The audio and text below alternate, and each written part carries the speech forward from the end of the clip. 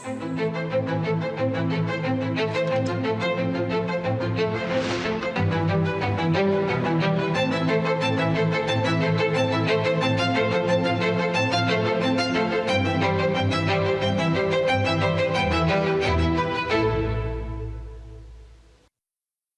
ప్రియమైన దేశ ప్రజలారా, నమస్కారం.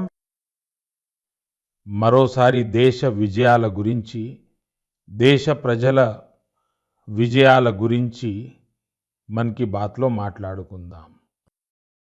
గడిచిన కొన్ని వారాల్లో క్రీడారంగానికి, సైన్స్కి, సంస్కృతికి సంబంధించి భారతీయులందరూ గర్వపడే విశేషాలెన్నో చోటు చేసుకున్నాయి. శుభాంశు శుక్లా అంతరిక్షం నుండి తిరిగి రావడం గురించి ఈ మధ్య దేశంలో చాలా చర్చ జరిగింది. శుభాంశు భూమిపై సురక్షితంగా దిగగానే ప్రజలు సంబరాలు చేసుకున్నారు.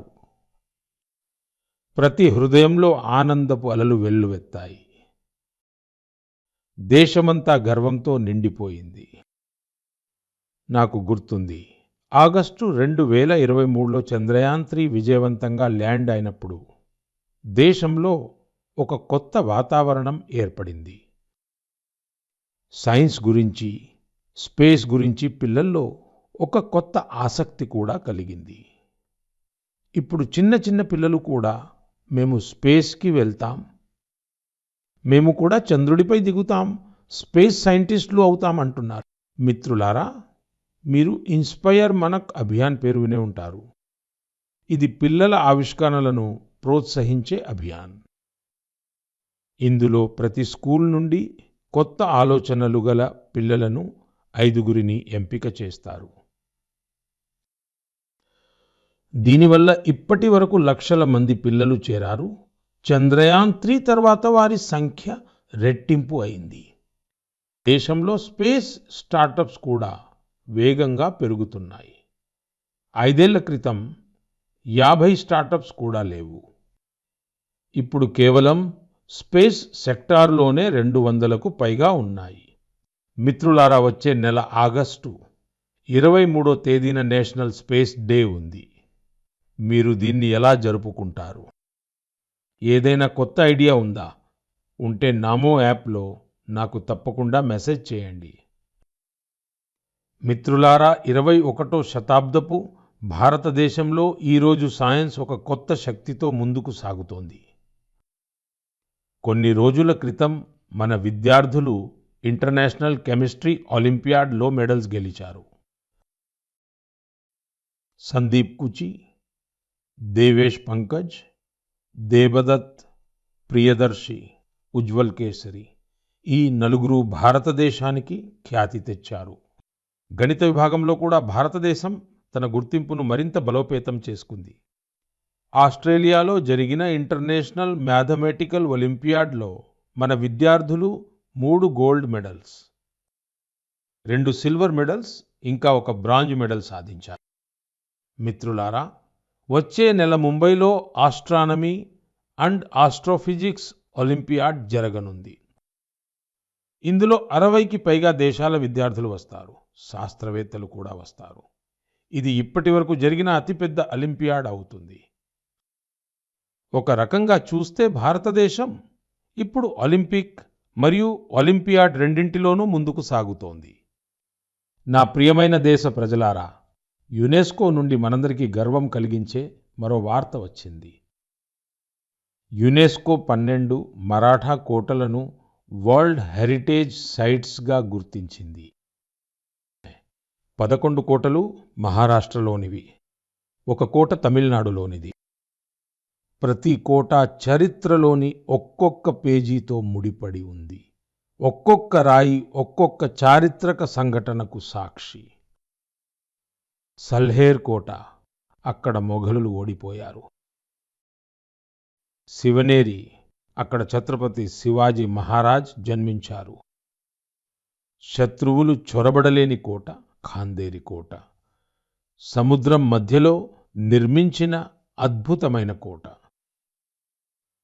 శత్రువులు ఆయన్ని ఆపాలని అనుకున్నారు. కానీ శివాజీ మహారాజ్ అసాధ్యాన్ని సుసాధ్యం చేసి చూపించారు. ప్రతాప్గఢ్ కోట. అక్కడ అఫ్జల్ ఖాన్పై విజయం లభించింది. ఆ సంఘటన ప్రతిధ్వని నేటికి కోట గోడల్లో నిండి ఉంది. విజయదుర్గం కోట. అందులో రహస్య సొరంగాలు ఉండేవి. ఈ కోటలో ఛత్రపతి శివాజీ మహారాజ్ ముందు చూపుకు నిదర్శనాలు కనిపిస్తాయి. నేను కొన్ని సంవత్సరాల క్రితం రాయ్గఢ్ వెళ్ళాను. ఛత్రపతి శివాజీ మహారాజ్ విగ్రహం ముందు నమస్కరించాను. ఈ అనుభవం జీవితాంతం నాతోనే ఉంటుంది. మిత్రులారా, దేశంలోని ఇతర ప్రాంతాలలో కూడా ఇలాంటి అద్భుతమైన కోటలు ఉన్నాయి. అవి దాడులను ఎదుర్కొన్నాయి, ప్రతికూల వాతావరణాన్ని తట్టుకున్నాయి. కానీ ఆత్మగౌరవాన్ని ఎప్పుడూ వదులుకోలేదు. రాజస్థాన్లోని చిత్తోర్గఢ్ కోట, కుంభల్గఢ్ కోట, రణతంబోర్ కోట, ఆమేర్ కోట, జైసల్మేర్ కోట ప్రపంచ ప్రసిద్ధి చెందాయి. కర్ణాటకలోని గుల్బర్గా కోట కూడా చాలా పెద్దది. చిత్రదుర్గం కోట యొక్క విశాలత చూస్తే ఆ రోజుల్లో ఈ కోట ఎలా కట్టి ఉంటారా అని మీరు ఆశ్చర్యపోతారు. మిత్రులారా, ఉత్తరప్రదేశ్లోని బాందాలో కాళింజర్ కోట ఉంది. మహమ్మద్ గజనీ చాలాసార్లు ఈ కోటపై దాడి చేశాడు. ప్రతిసారి విఫలమయ్యాడు. బుందేల్ఖండ్లోనూ ఇలాంటి కోటలు చాలా ఉన్నాయి. గ్వాలియర్, ఝాన్సీ, దతియా, అజయ్గఢ్, గఢ్ కుండార్, చందేరి. ఈ కోటలు కేవలం ఇటుకలు, రాళ్ళు మాత్రమే కాదు. ఇవి మన సంస్కృతికి ప్రతీకలు. సంస్కారం మరియు స్వాభిమానం ఈ రోజుకి ఈ కోటల ఎత్తైన గోడల నుండి తొంగి చూస్తాయి. నేను దేశ ప్రజలందరినీ కోరుతున్నాను, ఈ కోటలను సందర్శించండి, మన చరిత్రను తెలుసుకోండి, గర్వంగా భావించండి. నా ప్రియమైన దేశ ప్రజలారా, మీరు ఊహించుకోండి, సరిగ్గా తెల్లవారుజామున 1908 ఆగస్టు 11వ తేదీన బీహార్లోని ముజఫర్పూర్ నగరంలో ప్రతి గల్లీ, ప్రతి కూడలి, ప్రతి కదలిక ఆ సమయంలో ఆగిపోయినట్లు అనిపించింది. ప్రజల కళ్ళల్లో నీళ్లున్నాయి, కానీ గుండెల్లో అగ్నిజ్వాల ఉంది. ప్రజలు జైలును చుట్టుముట్టారు. అక్కడ ఒక 18 సంవత్సరాల యువకుడు ఆంగ్లేయులకు వ్యతిరేకంగా తన దేశభక్తిని వ్యక్తం చేసినందుకు మూల్యం చెల్లిస్తున్నాడు. జైలు లోపల ఆంగ్లేయ అధికారులు ఒక యువకుడికి ఉరిశిక్ష వేయడానికి సిద్ధమవుతున్నారు. ఆ యువకుడి ముఖంలో భయం లేదు, ఆ ముఖం గర్వంతో నిండి ఉంది. అది దేశం కోసం ప్రాణాలు అర్పించే వారికి ఉండే గర్వం.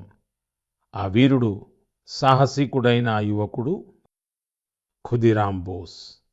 కేవలం 18 సంవత్సరాల వయసులో ఆయన చూపిన ధైర్యం దేశం మొత్తాన్ని కదిలించింది. వార్తాపత్రికలు ఉరికంబం వైపుకు వెళ్ళినప్పుడు కూడా ఖుదీరామ్ బోస్ ముఖంలో చిరునవ్వు చెరగలేదు అని రాశాయి. ఇలాంటి ఎన్నో బలిదానాల ఫలితంగా శతాబ్దాల తపస్సు తర్వాత మనకు స్వాతంత్ర్యం లభించింది. ఆ స్వాతంత్ర్య ఉద్యమానికి దేశభక్తులు తమ రక్తాన్ని ధారపోశారు. మిత్రులారా, ఆగస్టు నెల అందుకే విప్లవాల మాసం. ఆగస్టు 1వ తేదీన లోకమాన్య బాల గంగాధర్ తిలక్ గారి వర్ధంతి. అదేలలో ఆగస్టు 8వ తేదీన గాంధీని నాయకత్వంలో క్విట్ ఇండియా ఉద్యమం మొదలైంది. ఆ తర్వాత ఆగస్టు 15న మన స్వాతంత్ర్య దినోత్సవం వస్తుంది. ఆ రోజు మనం మన స్వాతంత్ర్య సమరయోధులను గుర్తు చేసుకుంటాం, వారి నుండి స్ఫూర్తిని పొందుతాం. కానీ మిత్రులారా, మన స్వాతంత్ర్యంతో పాటు దేశ విభజన బాధ కూడా ఆ రోజుతో ముడిపడి ఉంది. అందుకే మనం ఆగస్టు 14వ తేదీని విభజన భీభత్స స్మృతి దినోత్సవంగా జరుపుకుంటాం.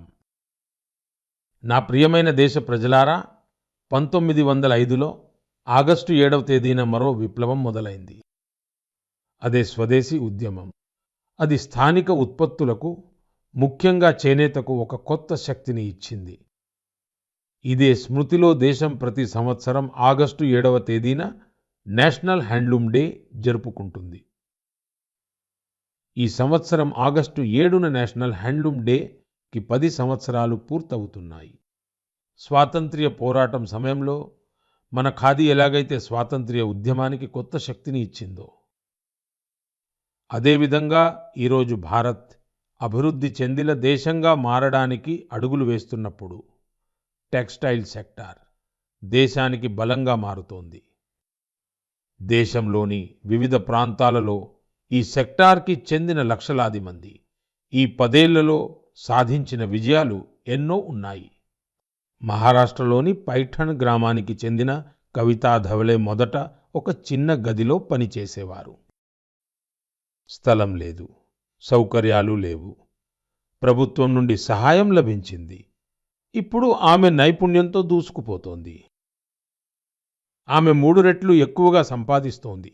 స్వయంగా తాను తయారు చేసిన పైఠణీ చీరలను అమ్ముతోంది. ఒడిశాలోని మయూర్భంజ్లో కూడా ఇటువంటి విజయగాథ ఒకటి ఉంది. ఇక్కడ 650 మందికి పైగా గిరిజన మహిళల కృషి వల్ల సంతాలీ చీరల వైభవం తిరిగి వచ్చింది. ఇప్పుడు వాళ్ళు ప్రతి నెలా 1000 రూపాయలు సంపాదిస్తున్నారు. వీళ్ళు కేవలం బట్టలు నేయడం లేదు, తమకంటూ ఒక గుర్తింపు ఏర్పరచుకుంటున్నారు. బీహార్లోని నలందకు చెందిన నవీన్ కుమార్ విజయం కూడా స్ఫూర్తినిస్తుంది. తరతరాలుగా ఆయన వంశం నేత పని తన ఇంటి పేరుగా మార్చుకుంది. అయితే చెప్పుకోదగ్గ విషయం ఏమిటంటే ఆయన కుటుంబం ఇప్పుడు ఈ ఫీల్డ్లో ఆధునికతను కూడా చేర్చింది. ఇప్పుడు ఆయన పిల్లలు హ్యాండ్లూమ్ టెక్నాలజీ నేర్చుకుంటున్నారు, పెద్ద బ్రాండ్స్లో పని చేస్తున్నారు. ఈ మార్పు కేవలం ఒక కుటుంబానిది కాదు, ఇది చుట్టుపక్కల అనేక కుటుంబాలను ముందుకు తీసుకెళ్తోంది. మిత్రులారా, భారత్లో టెక్స్టైల్ కేవలం ఒక పరిశ్రమ కాదు, అది మన సాంస్కృతిక వైవిధ్యాన్ని చాటి చెబుతుంది. నేడు టెక్స్టైల్ మరియు అపెరల్ మార్కెట్ చాలా వేగంగా పెరుగుతోంది. మరియు ఈ అభివృద్ధికి సంబంధించిన అతి ముఖ్యమైన విషయం ఏమిటంటే గ్రామాలలోని మహిళలు, నగరాల్లోని డిజైనర్స్, వృద్ధనేత కార్మికులు, స్టార్టప్స్ ప్రారంభించే మన యువత అందరూ కలిసి దీని ముందుకు తీసుకెళ్తున్నారు. ఈనాడు భారత్లో 3000కు పైగా టెక్స్టైల్ స్టార్టప్స్ ఉన్నాయి. వీటిలో ఎన్నో స్టార్టప్స్ భారతదేశపు చేనేత యొక్క గుర్తింపును ప్రపంచ స్థాయికి తీసుకువెళ్ళాయి. మిత్రులారా, ఆత్మనిర్భరత బాటలో ముందుకు సాగుతున్న భారత్ 2047 నాటికి వికసిత దేశంగా మారుతుంది. వోకల్ ఫ్లోకల్ దీని ముఖ్య సూత్రం. అతి పెద్ద బలం భారతదేశంలో భారతీయులు చెమటోడ్చి తయారు చేసిన వాటినే కొనండి, వాటినే అమ్మండి. ఇదే మన సంకల్పం కావాలి. నా ప్రియమైన దేశ ప్రజలారా, జానపద గీతాలు మరియు సంప్రదాయాలలో భారతదేశపు వైవిధ్యం యొక్క అత్యంత అందమైన ముద్ర కనిపిస్తుంది. అలాగే దీనిలో భాగమే మన భజనలు, మన కీర్తనలు. అయితే కీర్తనల ద్వారా ఫారెస్ట్ ఫార్ విషయంలో ప్రజలను చైతన్యపరచడం గురించి మీరు ఎప్పుడైనా విన్నారా? బహుశా మీకు నమ్మకం కుదరకపోవచ్చు, కానీ ఒడిశాలోని కెంజర్ జిల్లాలో ఒక అద్భుతమైన కార్యక్రమం జరుగుతోంది. అక్కడ రాధాకృష్ణ సంకీర్తన మండలి అనే పేరుతో ఒక బృందం ఉంది. భక్తితో పాటు ఈ బృందం ఈరోజు పర్యావరణ పరిరక్షణ మంత్రాన్ని కూడా జపిస్తోంది. ఈ కార్యక్రమానికి స్ఫూర్తి ప్రమీలా ప్రధాన్ గారు. అడవిని, పర్యావరణాన్ని రక్షించడానికి ఆమె సాంప్రదాయ పాటలలో కొత్త సాహిత్యాన్ని, కొత్త సందేశాలను జోడించారు. వారి బృందం ఒక్కో గ్రామానికి వెళ్ళి ఆయా గ్రామాల ప్రజలకు అడవిలో మంటలు చెలరేగితే ఎంత నష్టం జరుగుతుందో పాటల ద్వారా వివరించారు. ఈ ఉదాహరణ మనకు గుర్తు చేస్తుంది, మన జానపద సంప్రదాయాలు గడిచిన గతం కావు. వీటిలో నేటికి సమాజానికి దిశానిర్దేశం చేసే శక్తి ఉంది. నా ప్రియమైన దేశ ప్రజలారా, పండుగలు, సంప్రదాయాలు భారత సంస్కృతికి చాలా పెద్ద బలం. కానీ మన సంస్కృతి యొక్క జీవన శక్తికి మరో కోణం కూడా ఉంది. మన వర్తమానాన్ని, మన చరిత్రను డాక్యుమెంట్ చేస్తూ ఉండటమే ఈ కోణం. ఎన్నో శతాబ్దాలుగా మాన్యుస్క్రిప్ట్స్ రూపంలో భద్రపరచబడిన జ్ఞానమే మన అసలైన బలం. ఈ మాన్యుస్క్రిప్ట్స్లో విజ్ఞానం ఉంది, వైద్య పద్ధతులు ఉన్నాయి, సంగీతం ఉంది, తత్వం ఉంది. ఇంకా అన్నిటికంటే పెద్ద విషయం ఏమిటంటే మానవ భవిష్యత్తును ఉజ్వలంగా చేయగల ఆలోచన విధానం ఉంది. మిత్రులారా, ఇలాంటి అసాధారణ జ్ఞానాన్ని, ఈ వారసత్వాన్ని కాపాడటం మనందరి బాధ్యత. ప్రతి యుగంలోనూ మన దేశంలో దీన్ని సాధనగా అవలంబించిన వారు అటువంటి ఒక స్ఫూర్తిదాతే తమిళనాడులోని తంజావూరుకు చెందిన మణి మారన్ గారు. పోనేటి తరం తమిళ తాళపత్ర గ్రంథాలు చదవడం నేర్చుకోకపోతే భవిష్యత్తులో ఈ అమూల్యమైన వారసత్వం పోతుందని ఆయనకు అనిపించింది. అందుకే ఆయన సాయంత్రపు తరగతులు ప్రారంభించారు. ఉద్యోగం చేసే యువకులు, విద్యార్థులు, పరిశోధకులు అందరూ అక్కడికి వెళ్ళి నేర్చుకోవడం మొదలుపెట్టారు. తమిళ్ సువడియాల్ అంటే పాములేఫ్, పత్రాలను చదవడం, అర్థం చేసుకోవడం ఏ విధంగా అనే దానిని ప్రజలకు మణిమారన్ గారు నేర్పించారు, పద్ధతి నేర్పించారు. ఈరోజు అనేక ప్రయత్నాలతో చాలామంది విద్యార్థులు ఆ విద్యలో నిపుణులయ్యారు. కొంతమంది విద్యార్థులైతే ఈ తాళపత్ర గ్రంథాల ఆధారంగా సంప్రదాయ వైద్య విధానం మీద రీసెర్చ్ కూడా మొదలుపెట్టారు. మిత్రులారా, ఆలోచించండి. ఇలాంటి ప్రయత్నం దేశమంతటా జరిగితే మన ప్రాచీన జ్ఞానం కేవలం గోడల్లో బందీగా ఉండదు. అది కొత్త తరం యొక్క హుషారులో భాగమైపోతుంది. ఇదే ఆలోచనతో ప్రేరణ పొంది భారత ప్రభుత్వం ఈ సంవత్సరం బడ్జెట్లో ఒక చారిత్రక కార్యక్రమాన్ని ప్రకటించింది, జ్ఞాన్ భారతం మిషన్. ఈ మిషన్ కింద ప్రాచీన తాళపత్ర గ్రంథాలను డిజిటైజ్ చేస్తారు. ఆ తర్వాత ఒక నేషనల్ డిజిటల్ రిపోజిటరీ తయారు చేస్తారు. అక్కడ ప్రపంచవ్యాప్తంగా ఉన్న విద్యార్థులు, పరిశోధకులు భారతదేశపు జ్ఞాన సంప్రదాయంతో అనుసంధానం కావచ్చు. మీ అందరికీ ఒక విజ్ఞప్తి. మీరు అలాంటి ప్రయత్నంలో భాగమై ఉన్నా లేదా భాగం కావాలనుకున్నా మైగోవ్ లేదా సాంస్కృతిక మంత్రిత్వ శాఖను తప్పకుండా సంప్రదించండి. ఎందుకంటే ఇవి కేవలం చేతివ్రాతలు మాత్రమే కాదు. ఇవి భారతదేశపు ఆత్మకు సంబంధించిన ఆ అధ్యాయాలు. వీటిని మనం రాబోయే తరాలకు బోధించాలి.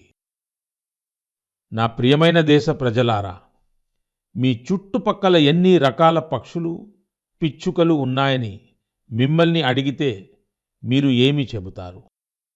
రోజు 5-6 పక్షులు కనిపిస్తాయి లేదా పిచ్చుకలు కనిపిస్తాయి అని చెప్తారు. బహుశా వాటిలో కొన్ని జాతులు మనకు తెలుసు, కొన్ని తెలియవు. కానీ మన చుట్టూ ఏ ఏ పక్షి జాతులు నివసిస్తున్నాయో తెలుసుకుంటే చాలా బాగుంటుంది. ఇటీవలే అలాంటి ఒక అద్భుతమైన ప్రయత్నం జరిగింది. అస్సాంలోని కాజిరంగా నేషనల్ పార్క్ ఈ ప్రాధాన్యతం దాని ఖడ్గమృగాలకు ప్రసిద్ధి చెందింది. కానీ ఈసారి చర్చనీయాంశంగా మారింది. ఇక్కడి గడ్డి మైదానాలు మరియు వాటిలో నివసించే పిచ్చుకలు. ఇక్కడ మొదటిసారిగా గ్రాస్లాండ్ బర్డ్ సెన్సస్ జరిగింది. ఈ సెన్సస్ వల్ల 40కి పైగా పక్షి జాతులు గుర్తించబడ్డాయి. వీటిలో చాలా అరుదైన పక్షులు కూడా ఉన్నాయని తెలిస్తే మీరు సంతోషిస్తారు. ఇన్ని పక్షులు ఎలా గుర్తించబడ్డాయని మీరు అనుకోవచ్చు. ఇక్కడే టెక్నాలజీ అద్భుతం చేసింది. సెన్సస్ చేసే టీం సౌండ్ రికార్డ్ చేసే యంత్రాలను అమర్చింది. తర్వాత కంప్యూటర్లో AI సహాయంతో ఆ శబ్దాలను విశ్లేషించారు. కేవలం శబ్దాల ద్వారానే పక్షులను గుర్తించారు. అది కూడా వాటిని ఏమాత్రం డిస్టర్బ్ చేయకుండా. టెక్నాలజీ, సున్నితత్వము ఒకటైనప్పుడు ప్రకృతిని అర్థం చేసుకోవడం ఎంత సులభంగా, లోతుగా మారుతుందో ఆలోచించండి. ఇలాంటి ప్రయత్నాలను ప్రోత్సహించాలి. ఎందుకంటే దీనివల్ల జీవ వైవిధ్యాన్ని మనం గుర్తించి రాబోయే తరాలను కూడా దీనితో అనుసంధానం చేయగలుగుతాము. నా ప్రియమైన దేశ ప్రజలారా, కొన్నిసార్లు ఎక్కడ కటిక చీకటి తిష్ట వేసుకుని ఉంటుందో అక్కడే అఖండ జ్యోతి ప్రజ్వలిస్తుంది. అలాంటిదే ఒక ఉదాహరణ జార్ఖండ్లోని గుమ్లా జిల్లా. ఒకప్పుడు ఈ ప్రాంతం మావోయిస్ట్ హింసకు పేరు పొందింది. బేజియా బ్లాక్ గ్రామాలు నిర్మానుష్యంగా ఉండేవి. ప్రజలు భయం నీడలో జీవించేవారు. ఉద్యోగ అవకాశాలు కనిపించలేదు. భూములు ఖాళీగా ఉండేవి. యువకులు వలస వెళ్ళిపోయేవారు. కానీ తర్వాత చాలా నెమ్మదిగా, ఓపికతో మార్పుకు నాంది పడింది. ఓంప్రకాష్ సాహూజీ అనే యువకుడు హింసా మార్గాన్ని విడిచిపెట్టి చేపల పెంపకం ప్రారంభించారు. తర్వాత తనలాంటి చాలామంది స్నేహితులను కూడా ఆ దిశగా ప్రేరేపించారు. ఆయన ఈ ప్రయత్నం ప్రభావం చూపింది. ముందు ఎవరు తుపాకీ పట్టారో వాళ్లే ఇప్పుడు చేపల వల చేత పట్టారు. మిత్రులారా, ఓంప్రకాష్ సాహూజీలా ఉండటం అంత సులువు కాదు. వ్యతిరేకత వచ్చింది, బెదిరింపులు వచ్చాయి. కానీ ధైర్యం చెదరలేదు. ప్రధానమంత్రి మత్స్య సంపద యోజన వచ్చినప్పుడు అతనికి కొత్త బలం వచ్చింది. గవర్నమెంట్ నుండి ట్రైనింగ్ లభించింది. చెరువులు నిర్మించడంలో సహాయం లభించింది. చూస్తుండగానే గుమ్లాలో మత్స్య విప్లవం ప్రారంభమైంది. ఈరోజు బేజియా బ్లాక్లోని 150కి పైగా కుటుంబాలు చేపలను పెంచుతున్నాయి. వాళ్లలో చాలామంది ఒకప్పుడు నక్సల్ సంస్థలో ఉన్నవాళ్లే. ఇప్పుడు వాళ్ళు ఆ గ్రామంలోనే గౌరవంగా జీవిస్తున్నారు. పక్క వాళ్లకు కూడా ఉపాధి కల్పిస్తున్నారు. గుమ్లా యొక్క ఈ ప్రయాణం మనకు మనసులో నమ్మకం, సరైన మార్గం ఉంటే అత్యంత గడ్డు పరిస్థితులలో కూడా అభివృద్ధి అనే దీపం వెలుగుతుందని నేర్పుతుంది. నా ప్రియమైన దేశ ప్రజలారా, ఒలింపిక్స్ తర్వాత పెద్ద క్రీడా కార్యక్రమం ఏదో మీకు తెలుసా? దీనికి సమాధానం world police and fire games. ప్రపంచవ్యాప్తంగా ఉన్న పోలీసు సిబ్బంది, ఫైర్ ఫైటర్స్, సెక్యూరిటీకి సంబంధించిన వారి మధ్య జరిగే స్పోర్ట్స్ టోర్నమెంట్. ఈసారి ఈ టోర్నమెంట్ అమెరికాలో జరిగింది. అందులో భారత్ చరిత్ర సృష్టించింది. భారత్ దాదాపు 600 మెడల్స్ గెలిచింది. 71 దేశాలలో మనం టాప్ 3లో ఉన్నాము. వారి కష్టం ఫలించింది. యూనిఫామ్ ధరించి రాత్రింబవళ్లు దేశం కోసం నిలబడే మన ఈ మిత్రులు ఇప్పుడు క్రీడా మైదానంలో కూడా జెండా ఎగురవేస్తున్నారు. నేను అందరూ ఆటగాళ్లకు మరియు కోచింగ్ టీంకు అభినందనలు తెలియజేస్తున్నాను. మరో ఆసక్తికరమైన విషయం ఏమిటంటే 2029లో ఈ గేమ్స్ భారతదేశంలో జరుగుతాయి. ప్రపంచం నలుమూలల నుండి ఆటగాళ్లు మన దేశానికి వస్తారు. వారికి మనం మన ఆతిథ్యాన్ని రుచి చూపిస్తాం. మన క్రీడా సంస్కృతిని పరిచయం చేస్తాం. మిత్రులారా, గత కొద్ది రోజులుగా నాకు చాలామంది యంగ్ అథ్లీట్స్ మరియు వారి పేరెంట్స్ నుండి సందేశాలు అందాయి. వీటిలో ఖేలో భారత్ నీతి 2025 చాలా ప్రశంసించబడింది. ఈ విధానం యొక్క లక్ష్యం స్పష్టంగా ఉంది. అదే భారతదేశాన్ని స్పోర్టింగ్ సూపర్ పవర్గా చేయడం. గ్రామాలు, పేదలు మరియు ఆడపిల్లలు ఈ విధానం యొక్క ప్రాధాన్యత. స్కూళ్లు మరియు కాలేజీలు క్రీడలను ఇక రోజువారీ జీవితంలో భాగంగా చేస్తాయి. క్రీడలకు సంబంధించిన స్టార్టప్స్, అవి స్పోర్ట్స్ మేనేజ్మెంట్స్ అయినా, మ్యానుఫ్యాక్చరింగ్కు సంబంధించినవి అయినా, వారికి అన్ని విధాలా సహాయం అందుతుంది. దేశ యువత స్వయంగా తయారు చేసుకున్న బ్యాట్తోనూ ర్యాకెట్తోనూ బాల్తోనూ ఆడితే అప్పుడు ఆత్మనిర్భరత మిషన్కు ఎంత పెద్ద బలం లభిస్తుందో ఆలోచించండి. నా ప్రియమైన మిత్రులారా, క్రీడలు టీమ్ స్పిరిట్ను సృష్టిస్తాయి. ఈ ఫిట్నెస్, ఆత్మవిశ్వాసం బలమైన దేశ నిర్మాణానికి మార్గాలు. కాబట్టి హాయిగా ఆడండి, ఆనందంగా ఉండండి. నా ప్రియమైన దేశ ప్రజలారా, కొంతమందికి కొన్నిసార్లు ఏ పనైనా అసాధ్యంగా అనిపిస్తుంది. ఇలా కూడా అవుతుందా అనుకుంటారు. కానీ దేశం అంతా ఒకే ఆలోచనతో కలిసి వస్తే అసాధ్యం కూడా సాధ్యమవుతుంది. స్వచ్ఛ భారత్ మిషన్ దీనికి అతి పెద్ద ఉదాహరణ. త్వరలో ఈ మిషన్కు 11 సంవత్సరాలు పూర్తవుతాయి.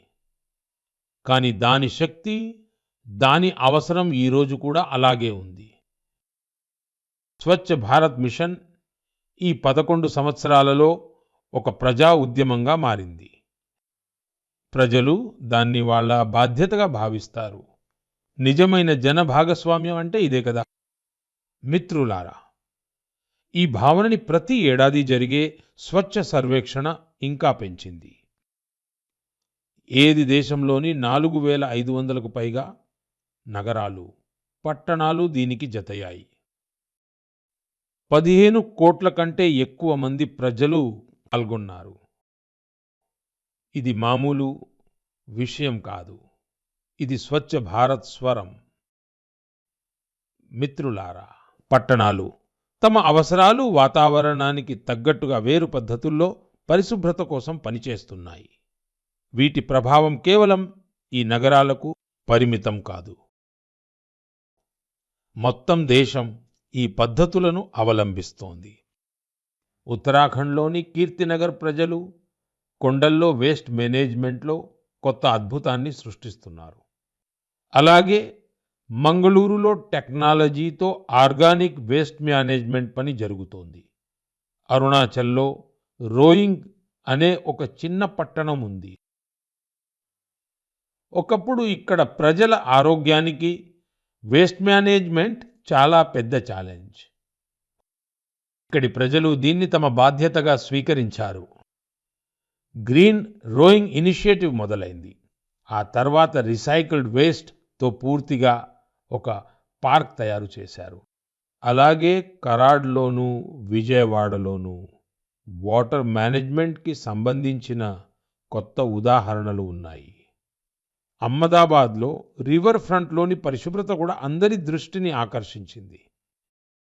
మిత్రులారా, భోపాల్లోని ఒక టీం పేరు సకారాత్మక్ సోచ్. 200 మంది ఆడవాళ్లు దీనిలో ఉన్నారు. వీళ్ళు కేవలం శుభ్రం చేయడమే కాదు, ఆలోచనలను కూడా మారుస్తారు. అందరూ కలిసి నగరంలోని 17 పార్కులను శుభ్రం చేయడం, బట్ట సంచులను పంచడం.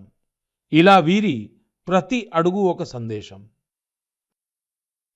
ఇలాంటి ప్రయత్నాల వల్లనే భోపాల్ కూడా ఇప్పుడు స్వచ్ఛ సర్వేక్షణలో చాలా ముందుకొచ్చింది. లక్నోలోని గోమతి నది టీం ప్రస్తావన కూడా అవసరం. 10 సంవత్సరాల నుండి ప్రతి ఆదివారం అలసిపోకుండా, ఆగకుండా ఈ టీం సభ్యులు పరిశుభ్రత పనుల్లో నిమగ్నులై ఉన్నారు. ఛత్తీస్గఢ్లోని బిల్హా ఉదాహరణ కూడా అద్భుతమైనది. ఇక్కడి స్త్రీలకు వేస్ట్ మేనేజ్మెంట్ ట్రైనింగ్ ఇవ్వబడింది. వాళ్ళంతా కలిసి నగరం రూపురేఖలనే మార్చేశారు. గోవాలోని పణజీ నగరం ఉదాహరణ కూడా స్ఫూర్తిదాయకం. అక్కడ చెత్తను 16 కేటగిరీలుగా విభజిస్తారు. దీనికి నాయకత్వం కూడా మహిళలే వహిస్తున్నారు. పణజీకి రాష్ట్రపతి పురస్కారం కూడా లభించింది. మిత్రులారా, స్వచ్ఛత ఏదో ఒకసారో ఒక రోజో చేసే పని కాదు. మనం సంవత్సరంలో ప్రతిరోజు, ప్రతి క్షణము స్వచ్ఛతకు ప్రాధాన్యత ఇస్తేనే దేశం స్వచ్ఛంగా ఉండగలుగుతుంది. మిత్రులారా, శ్రావణ జలుల మధ్య దేశం మరోసారి పండుగ శోభలతో అలంకరించబడుతోంది. ఈరోజు హరియాలి తీజ్ ఉంది. ఆపై నాగపంచమి మరియు రక్షాబంధన్. ఆపై మన అల్లరి కృష్ణుడి జన్మదినోత్సవం జన్మాష్టమి. ఈ పండుగలన్నీ మన భావోద్వేగాలతో ముడిపడి ఉన్నాయి. ఇవి మనకు ప్రకృతితో అనుబంధాన్ని చాటుతాయి, సమతుల్యత సందేశాన్ని కూడా ఇస్తాయి. మీకందరికీ ఈ పవిత్రమైన పండుగల శుభాకాంక్షలు. నా ప్రియమైన మిత్రులారా, మీ అభిప్రాయాలను, అనుభవాలను పంచుకుంటూ ఉండండి. వచ్చే నెల మళ్ళీ దేశ ప్రజల యొక్క మరికొన్ని కొత్త విజయాలు, ప్రేరణలతో కలుద్దాం. మీ ఆరోగ్యాన్ని జాగ్రత్తగా చూసుకోండి. చాలా చాలా ధన్యవాదాలు.